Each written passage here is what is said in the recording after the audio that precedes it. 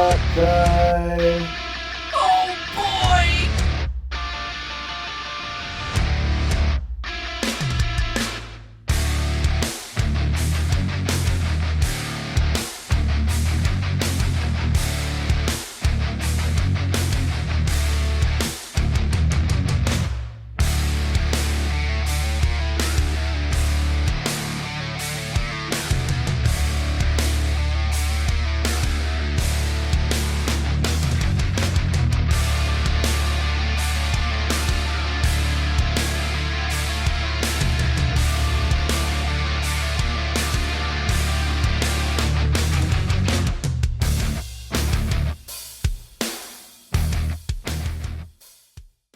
Welcome back to another episode of Learning Trick Shots is a Load of Fun. Today we got a interesting one for you. It's kind of a combination of a jump shot and a quarter shot. So today, before I get into actually doing this particular trick shot, I'm probably going to need to go over a little bit of jump shot stuff with you. I'm not going to go into a whole lot of detail with you about it, simply because there are a lot of tutorials online that you can find that can teach you all the details of how to do jump shots, from the different stances to the different types of jumps, et cetera, et cetera, et cetera. But I just want to hit the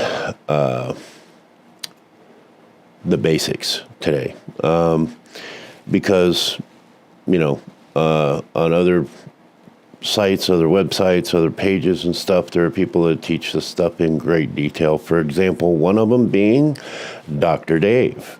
Let's take a look at his website. You see this?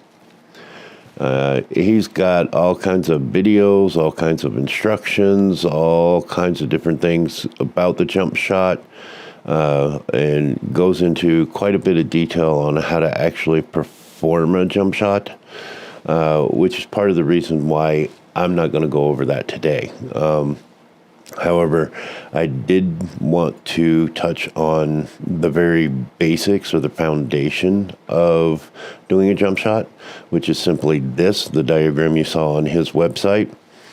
You're elevating the cue basically about 45 degrees, sometimes maybe even less than that, to get the ball to jump off the table. But the primary thing that you're looking for and that you're attempting to try and do is strike through the center of the ball, of the cue ball. All right. So you have where the cue ball rests on the table, and then you have the center of the cue ball, right? And it's through the center of the cue ball that you're wanting to hit.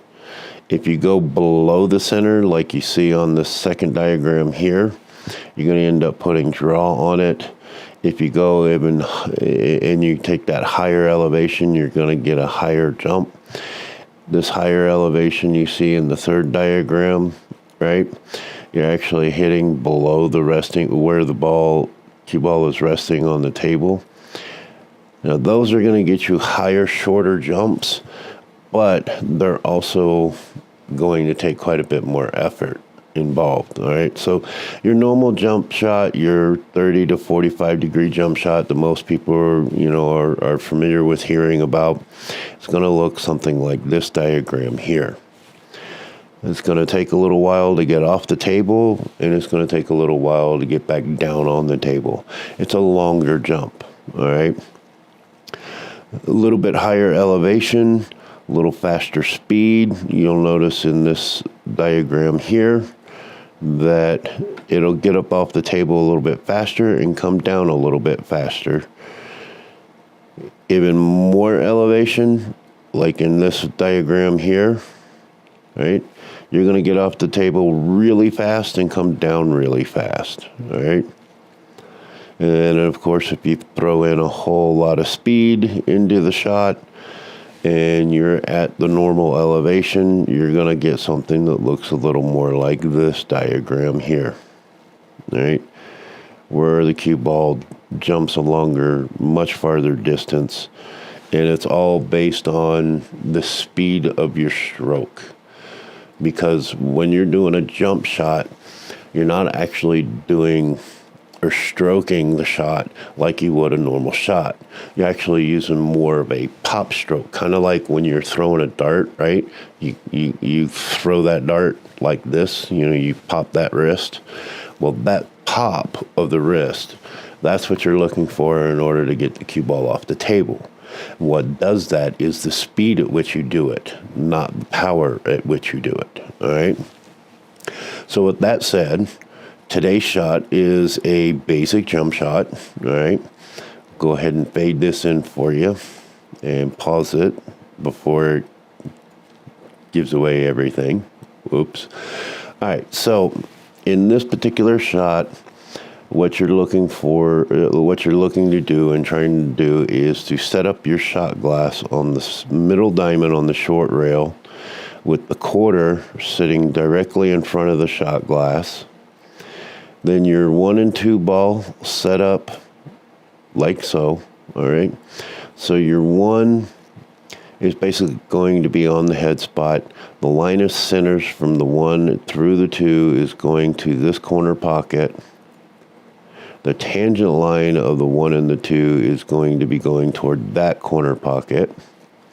Just like some of the other trick shots I've shown you already with this one, you're going to split the 1 and the 2. The 2 is going to go in that right pocket. The 1's going to go in the left pocket. But in order to do this particular trick shot, that's where the quarter and the shot glass come in. And just like the last video that I did with you, the object of this is to make the quarter jump into the shot glass.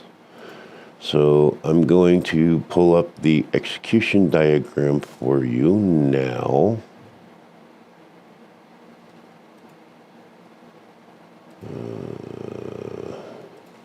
There we go. So essentially what we're going to be doing is jumping over the 1 and the 2, coming down table, hitting the rail right where the quarter is, right? And then getting the quarter to jump into the shot glass. And once it hits the rail and the quarter jumps into the shot glass, then the cue ball is going to come back, strike the 1 ball. The 1's going to go over here, and the 2's going to go over here. It's a very straightforward, very simple setup. Not necessarily the simplest thing to perform. It's going to take you a few attempts probably to get a feel for for the proper speed and the proper jump of the cue ball on this one. So without further ado, here's the shot.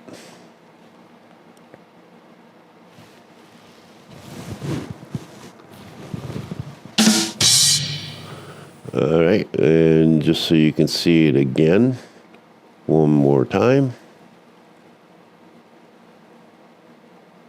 And there you have it, guys. Super simple, super easy to set up, super easy to execute once you understand the proper speed with which you need to shoot the shot. So with that said, I'm going to go ahead and call this one today. Because a couple of you have started complaining about my long-windedness, so we don't want to do that. So I'm going to try and keep them a little shorter going forward. So if you like the content, you like what you see, go ahead and hit that like button. Leave me a comment. Let me know what you thought, whether you've tried these trick shots or not, whether you've succeeded at them. If you're having any trouble with them, let me know. I'll be glad to help you out. Hit that notification bell so you know anytime I release another one. So hit the like button, leave a comment, hit the notification bell, and you guys have a very Merry Christmas. My apologies for being late this week on this particular video, but I was sick last week and I was trying to let my voice recover a bit before I tried to do this video. But anyway, y'all have a Merry Christmas. Like, subscribe, comment, hit the notification bell, and we will see y'all next week.